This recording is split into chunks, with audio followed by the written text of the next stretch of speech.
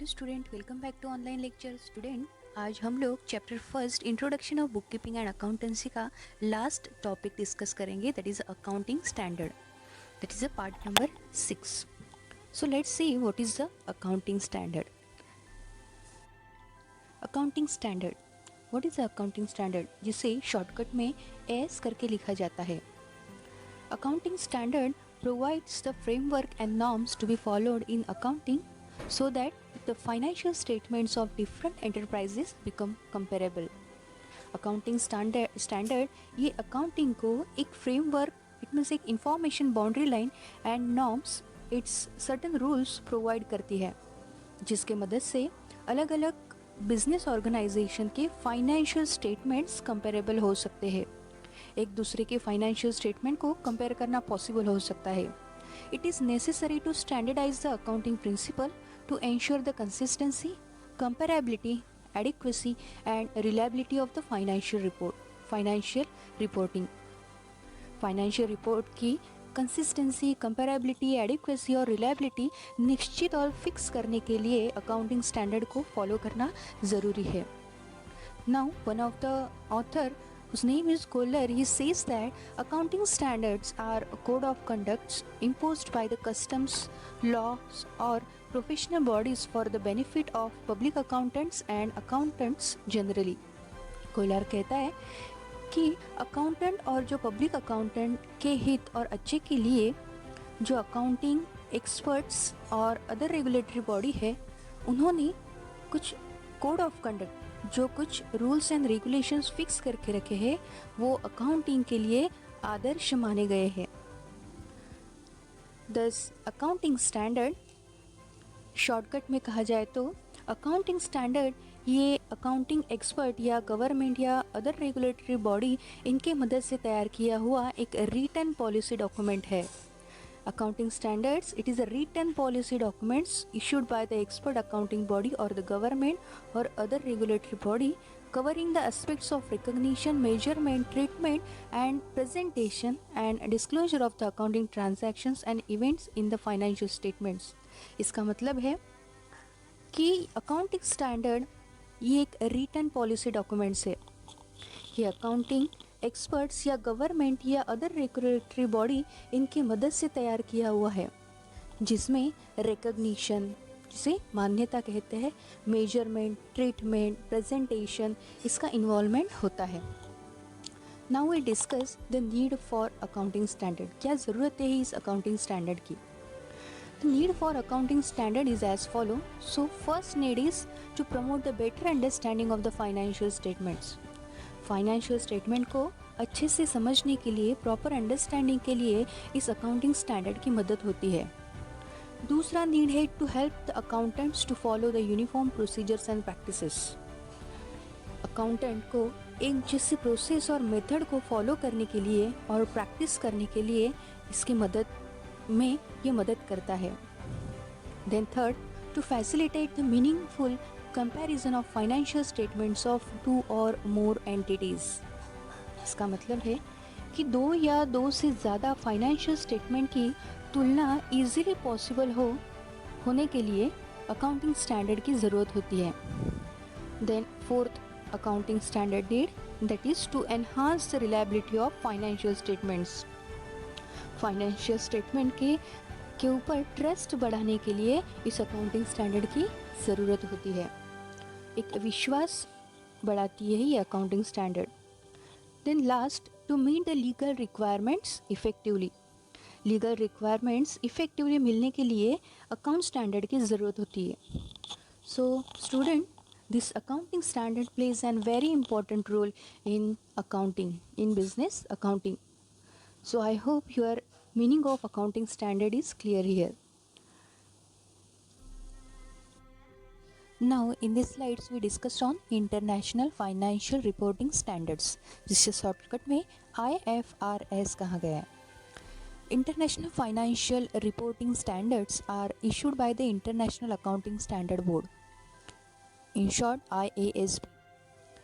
इसका मतलब है कि इंटरनेशनल फाइनेंशियल रिपोर्टिंग स्टैंडर्ड, जिसे शॉर्टकट में IFRS कहा गया है, इसे इंटरनेशनल अकाउंटिंग स्टैंडर्ड बोर्ड मतलब IASP जारी करती है, इशू करती है। IFRS is a set of international accounting standards stating how particular types of transaction and other events should be reported in financial statements. इसका मतलब है कि IFRS में फाइनेंशियल रिपोर्ट्स में एक विशिष्ट और स्पेसिफिक ट्रांजैक्शन और अदर इवेंट को कैसे रिपोर्ट करने चाहिए इस संदर्भ से रिलेटेड संच है, ये एक सेट है। Then IFRS are issued to develop accounting standards that would be acceptable worldwide and to promote the financial reporting internationally. इसका ही मतलब IFRS अकाउंटिंग स्टैंडर्ड को विकसित करने के लिए, डेवलप करने के लिए इशू किया जाता है जो पूरे वर्ल्ड वाइड एक्सेप्टेबल होंगे और जो फाइनेंशियल रिपोर्ट्स को इंटरनेशनल लेवल पे इम्प्रूव कर सकते हैं। ऐसा ये IFRS है। Now we see the accounting standards in India. Accounting standard in India. Accounting in India, Standard of Accounting is issued by the Institute of Chartered Accountant of India, जिसे shortcut में ICAI कहा गया है। इसका मतलब India में accounting standard ASAI institute, जिसका full form है institute of chartered accountant India, issue करती है। जो भी अकाउंटिंग स्टैंडर्ड है उसे ये ICAI इंस्टीट्यूट क्या करती है, इशू करती है। Then the council of the institute of chartered accountant of India constituted accounting standard boards on 21st April 1977, recognizing the need for accounting standards in India. ICAI ने India में ASB का full form है accounting standard boards, इस board को 21 अप्रैल 1977 में India की accounting standard की ज़रूरतें पूरा करने के लिए तैयार किया है। The ASB will consider the applicable law, customs, usage, business environment and the international accounting standards while framing the accounting standards in India. ASB accounting standard बनाती है जिससे ऐसे स्टैंडर्ड की एस्टैब्लिश ICAI इंस्टीट्यूट कर सके। Next, due to globalization the accounts prepared in India must be compatible with the accounts prepared in other countries. इसका मतलब है कि ग्लोबलाइजेशन की वजह से भारत की अकाउंटिंग और अदर कंट्री की अकाउंटिंग से कॉम्पेटिबल हो सके, इसका परिणाम ASF एंड IFRS का कवरेज हुए है। मतलब this has resulted in the existing AS being converge with the IFRS, दोनों का कन्वर्जन हुआ है, मिक्स हुए हैं दोनों भी, जिसका परिणाम this coverage has resulted in what is known as IND AS index, जिसका परिणाम एकत्र मिक्स IND AS मतलब इंडेक्स से जाने जाते हैं। ये दोनों कन्वर्ज हो गए, इसके बाद इसे IND AS मतलब इंडेक्स से जाने जाते हैं। Then IND AS are basically the international accounting standards which have been modified in accordance with the Indian accounting practices.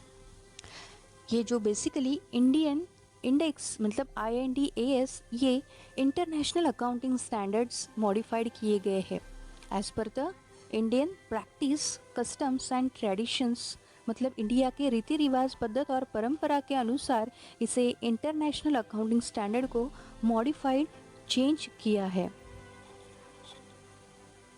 Now next, presently all the big companies have to follow index rules, but smaller units are allowed to continue using AS. It is expected that all business entities in India will migrate to index. Currently सारी बड़ी बड़ी जो company है उस index का अनुसरण करती है। भविष्य में ऐसे कहा जाता है और एक्सपेक्ट किया जाता है कि इंडेक्स मतलब IND AS में सारे Indian business organization institutions migrate हो जाएंगे, IN इंडेक्स में माइग्रेट हो जाएंगे, मतलब सारे उसको फॉलो करेंगे. Okay, I hope your accounting standards in India is clear here. Now we discuss on the some of the accounting standards. Student, आपके इस 11th स्टैंडर्ड में टोटल 10 अकाउंटिंग स्टैंडर्ड का इंट्रोडक्शन किया है. It is just an introduction, so आपको ज़्यादा deeply study नहीं करना है. चलो देखते हैं वन बाय वन कौन से है ये अकाउंटिंग स्टैंडर्ड. फर्स्ट है AS1 disclosure of accounting policies, जो 1 अप्रैल 1991 में सारी कंपनीज को लागू किया और 1 अप्रैल 1993 में अदर्स इंस्टीट्यूशंस को वो जारी किया और लागू किया. According to this standard, the accounting policies followed in the preparation and presentation of financial statements should form a part of the financial statements and normally be disclosed in one place. Student, इसका मतलब है कि इस accounting standard के अनुसार accounting की जो policy है, प्रिपरेशन है एंड प्रेजेंटेशन जो है फाइनेंशियल स्टेटमेंट का, ये एक फाइनेंशियल स्टेटमेंट का पार्ट होना चाहिए और नॉर्मली वो एक जगह डिस्क्लोज किया जाना चाहिए. इसका ही मतलब है. Next accounting standard is AS2 valuation of inventories. According to this standard, inventories in general should be valued at lower of historical cost and net realizable cost. इस अकाउंटिंग स्टैंडर्ड के अनुसार इन्वेंटरी, जिसे स्टॉक ऑफ गुड्स कहा जाता है, उसका valuation generally historical cost मतलब purchase price या तो नेट रियलाइजेबल वैल्यू से ही जानी चाहिए. ये AS 1 अप्रैल 1919 से लागू किया गया है, जारी किया गया है. Next third accounting standard, that is AS3 cash flow statement. क्या कहता है ये cash flow statement? According to this standard, a cash flow statement is prepared and presented for the period for which the profit and loss account is period. इस accounting standard के अनुसार जिस period का profit and loss account तैयार किया जाता है, उस पीरियड का कैश फ्लो स्टेटमेंट प्रिपेयर करना पड़ता है या तो प्रिपेयर करना पड़ेगा. ओके, ये जो अकाउंटिंग स्टैंडर्ड है 1 अप्रैल 2001 में इशू किया गया. Then next accounting standard, that is accounting standard 6 which is related to the depreciation accounting. According to this standard, the depreciation amount of an asset should be allocated on a systematic basis for each accounting period during the useful life of an assets. इस accounting standard के अनुसार fix assets के use होने वाले period में जितना fix assets का life है, उतने पीरियड तक उस फिक्स एसेट्स के ऊपर डेप्रिसिएशन निकालना ज़रूरी है. ये इस स्टैंडर्ड में कहा गया है. Now we see the next accounting standard, that is AS8 accounting for research and development. According to this standard, the amount of research and development cost should be charged as an expense of the period in which they are actually incurred. इस accounting standard के अनुसार जिस accounting period में research और development के ऊपर जितना भी पैसा खर्च हुआ है, उस अकाउंटिंग पीरियड में वो खर्चा करके दिखाना पड़ेगा. मतलब एज ए एक्सपेंडिचर आपको वो उस पर्टिकुलर पीरियड में दिखाना पड़ेगा. So now we discuss the next accounting standard which is available on next slides.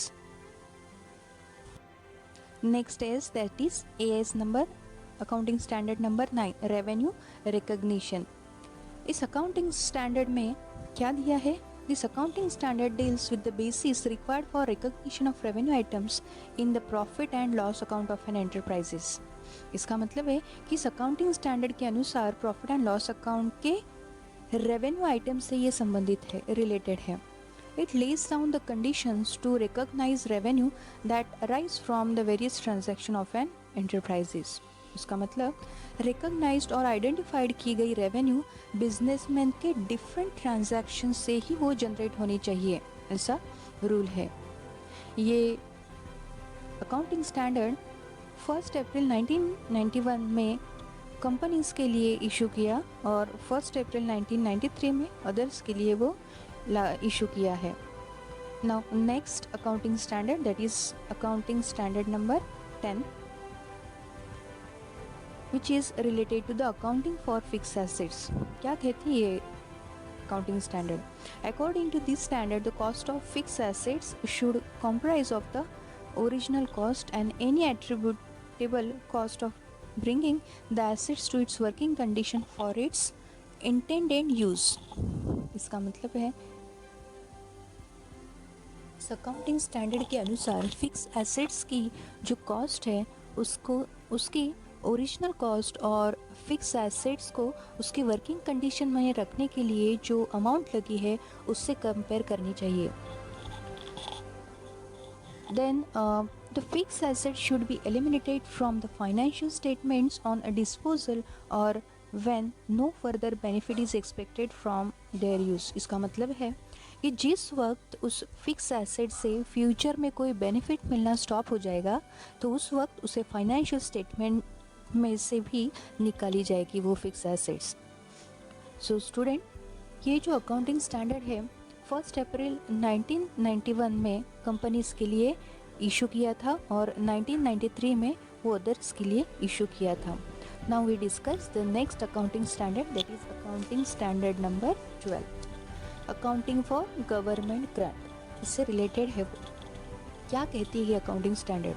According to this standard, government grant should be recognized when there is an assurance that the enterprise will comply with the conditions attached to them.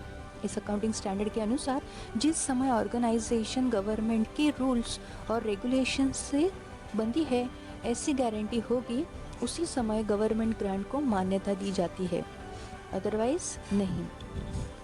ये जो accounting standard है 1 अप्रैल 1994 में issue किया है। Next है accounting standard number 13। ये standard accounting for investment से related है।